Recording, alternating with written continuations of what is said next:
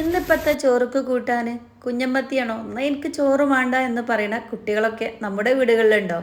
ഇന്ന് നമുക്ക് കുറച്ച് നല്ല നാടൻ നെയ്മത്തി കിട്ടിയിട്ടുണ്ട്. അപ്പോൾ നാടൻ മത്തി വെച്ചിട്ട് ഇന്ന് നമ്മൾ മാസങ്ങളോളം സ്റ്റോർ ചെയ്യാൻ പറ്റിയ നല്ലൊരു അടിപൊളി രുചിക്കൂട്ടാണ് റെഡിയാക്കുന്നത്. 2 കിലോ 100ആയിട്ടും 1.5 കിലോ 100ഒക്കെ ആയിട്ട് വാരിക്കോരി കൊടുക്കുകയാണ്. എന്നാൽ പിന്നെ ഒന്നും നോക്കണ്ട, 2 കിലോ വാങ്ങിയിട്ട് നന്നായിട്ട് അങ്ങോട്ട് ക്ലീൻ ചെയ്യുക.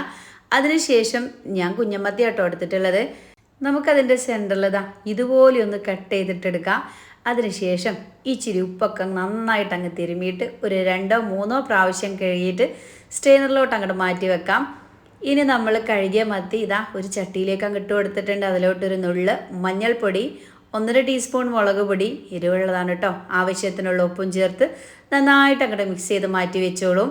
ഒരു 10 മിനിറ്റിന് ശേഷം ഒരു ചട്ടി ചൂടാക്കുന്നു. അതിലേക്ക് ഇങ്ങോട്ടിട്ട് അങ്ങോട്ടും ഇങ്ങോട്ടും തിരിച്ചും മറിച്ചും നന്നായിട്ട് അങ്ങോട്ട് പൊരിച്ചെടുക്കുക.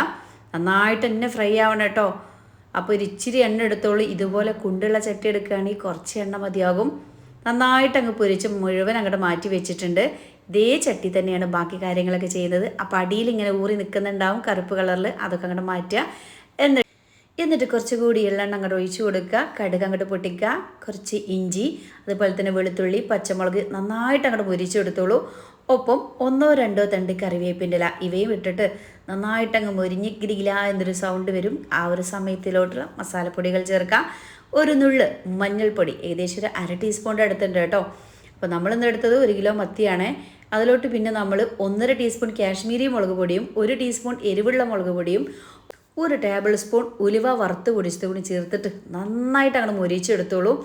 അതിനുശേഷം നമ്മൾ കുറച്ച് വിനാഗിരി, നമ്മളിവിടെ പറയും സുർക്കാന്ന് കേട്ടോ, അതൊരു 1/2 കപ്പ് അങ്ങോട്ട് ചേർത്ത് നന്നായിട്ട് അങ്ങോട്ട് തിളപ്പിക്കുക.